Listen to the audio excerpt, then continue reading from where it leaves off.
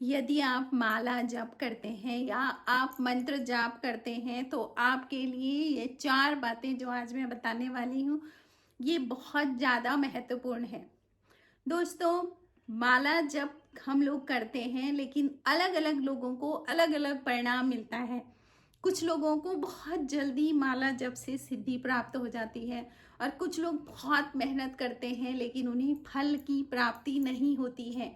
तो हमको किन बातों का ध्यान रखना चाहिए जब हम माला जप करते हैं, जो कि बहुत ही महत्वपूर्ण है। दोस्तों, काम कर रहे हो लेकिन काम तरीके से नहीं कर रहे हो तो उसका परिणाम अलग अलग मिलता है।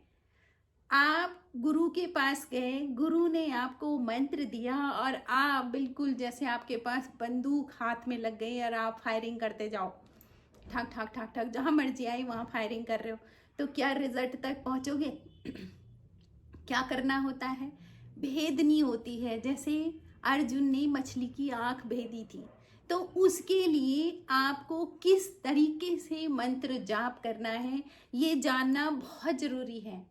और इनकी क्रियाविधि को अगर आप जान गए और तरीके से किया है तो हो ही नहीं सकता कि आपको मंत्र जाप का परिणाम मिलने में देरी लगे। तो दोस्तों, करना क्या है, वो 4 बातें मैं आपको बताऊंगी जिनका आपने ध्यान रखना है, और बहुत ध्यान से सुने। जय श्री राम दोस्तों, कैसे हैं आप सब लोग? दोस्तों, मैं भी ठीक हूँ। दोस्तों, आज का मेरा वीडियो है कि वो 4 बातें या 4 काम कौन से हैं जो हमको मंत्र जाप से पहले करने हैं, यानी मंत्र जाप में ध्यान रखने हैं। दोस्तों, रोज की तरह यदि आपको मेरा वीडियो पसंद आएगा तो मेरे चैनल को सब्सक्राइब करें, मेरे वीडियो को लाइक करें, कमेंट करें, शेयर करें, और दोस्तों कमेंट में जय श्री राम लिखें, क्योंकि राम हमारी ऊर्जा है। दोस्तों, शुरू करते हैं आज का वीडियो। दोस्तों, जब भी हम मंत्र जाप करने बैठते हैं, उससे पहले एक काम है जो हम जल्दी जल्दी में भूल जाते हैं, और वो है संकल्प। पहला, आपको संकल्प लेना है। संकल्प में अपना इंटेंशन डाल रहा है, किस काम के लिए आप मंत्र जाप कर रहे हो, वो कौन सी चीज है जो आप प्राप्त करना चाहते हो। क्या आप कौन से भगवान की आप भक्ति चाहते हो, या मतलब फिजिकल वर्ड में भी आप क्या क्या चाहते हो, यानी कि जब तक आपने उसमें अपनी चाह, अपनी कामना और अपना संकल्प नहीं डाला है ना, तब तक जिस एनर्जी को आप बुला रहे हो वो एनर्जी भी कंफ्यूज रहती है कि आपको चाहिए क्या, है ना। तो आपको क्या करना है, आपको संकल्प लेना है। आप अगर 5 माला करते हैं तो आपने संकल्प में कहना है कि भगवान, मैं 5 माला करना चाह रही हूँ, तो आप मेरी मदद करें और मेरे मंत्र जाप को सफल करें। आपको इंटेंशन डालना, आप क्यों करना, आप स्वार्थ के लिए कर रहे हो या परमार्थ के लिए, किसी के लिए भी कर रहे हो, कोई दिक्कत नहीं। अगर आपको कमी है तो आप स्वार्थ के लिए भी करो, लेकिन अगर आपके पास सब कुछ है तो आप परमार्थ के लिए मंत्र जाप करो, समाज के हित के लिए आप कुछ कामना करो, और उसके लिए आप अपना पुरुषार्थ लगाओ, मंत्र जाप करो। लेकिन करना क्या है, संकल्प ले करके। संकल्प कैसे लेना है, मैंने पुरानी वीडियो में भी अपना बता रखा है कि संकल्प को कैसे लेना है, फिर भी मैं बताती हूँ। हाथ में जल ले करके, थोड़ा चावल डाल के, थोड़ा फूल डाल करके आपने भगवान से प्रार्थना करनी है और कहना है कि मैं ये काम करने जा रही हूँ, इसलिए आप मेरे इस काम को सफल करें। और इस तरह से आप उस जल को धरती पर छोड़ दें। तो इस तरह से आप संकल्प लें। दोस्तों, संकल्प से ही सिद्धि प्राप्त होती है ना। तो बिना संकल्प के कभी भी कोई काम ना करें। मतलब आप समझ लो, आप इस तरीके से फायरिंग कर रहे हो बिना संकल्प के कि आपको पता ही नहीं है कि मुझे गोली कहाँ भेदनी है।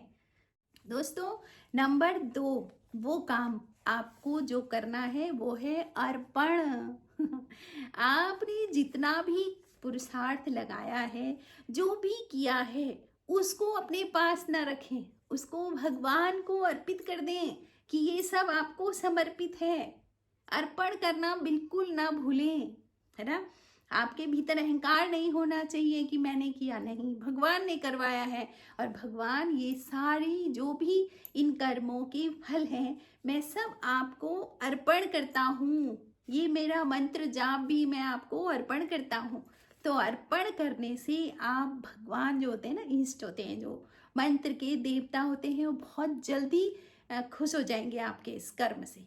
क्यों? क्योंकि आपने फल अपने पास नहीं रखा है, सब कुछ अर्पित कर दिया, तो आपको अर्पण करना है। और अगला है क्षमा याचना। अगर आपसे कहीं कमी रह गई, क्योंकि संपूर्ण तो कुछ भी नहीं है, कमियां जरूर छूटती हैं, लेकिन अगर बाद में आपने क्षमा याचना कर ली ना, तो समझ लीजिए कि आपका मंत्र जाप बहुत जल्दी सिद्ध होगा। तो अगर कोई कमी रह गई है तो भगवान मुझे माफ़ करें, मैं आपसे माफ़ी चाहता हूँ, मैं आपका बच्चा हूँ। इसलिए इस बात का जरूर ध्यान रखें, बहुत एकदम पैनी नज़र अपने आप पे रखें कि कहीं हम आध्यात्मिक उन्नति तो कर रहे हैं, लेकिन कहीं छोटा सा अहंकार का बीज तो नहीं पनप रहा है हमारे अंदर। तो इसलिए क्षमा याचना करते रहें। और आखिरी में है कि आपको धन्यवाद का भाव रखना है। आपको धन्यवाद मतलब आपके भीतर हर समय ये होना चाहिए कि मैं बहुत धन्यवाद करता हूँ ईश्वर का कि मैं आज यहाँ हूँ। मैं धन्यवाद करता हूँ अपने माता पिता का कि मैं आज इस संसार में हूँ और ये सब कर पा रहा हूँ या कर पा रही हूँ। मैं धन्यवाद करता हूँ अपने गुरु का, जिन्होंने मुझे ये मार्ग दिखाया।